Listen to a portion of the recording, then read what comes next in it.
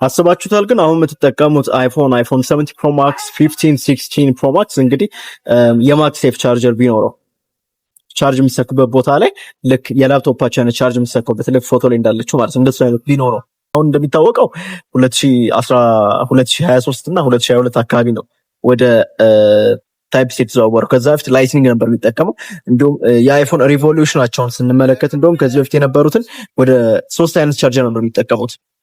እንግዲህ እዚህ ምስሉ ላይ እንደምታዩት እንግዲህ ኦልሞስት ከአይፎን 2G ጀምሮ እስከ አይፎን 4S ድረስ ከ2007 እስከ 2011 ድረስ እንግዲህ ይሄኛውን ቻርጀር ነበር የሚጠቀሙት እንዳያችሁት ማለት ነው። የታያችኋል ዶ ኮኔክተር የሚባለው እስከ 2007 ድረስ።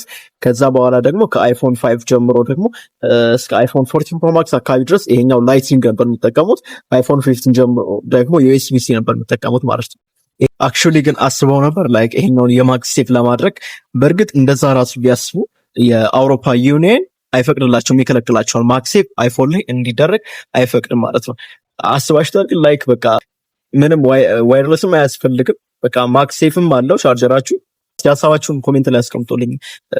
ስልካችሁ የላፕቶፕ አይነት ቻርጀር ቢኖረው ምንድነው ፊል የሚሰማችሁ ነገር ምንድነው አዲስ ነገር የሚለው እንግዲህ ኮሜንት ላይ አስቀምጡልኝ። የሰሩ ከአይፎን 11 ጀምሮ የአሜሪካ ምርቶች ስልኮች ስላሉ ዩዝድም አዲስም ሳምሰንግም በዚህ የቴሌግራም ቻናል ማግኘት ይችላሉ።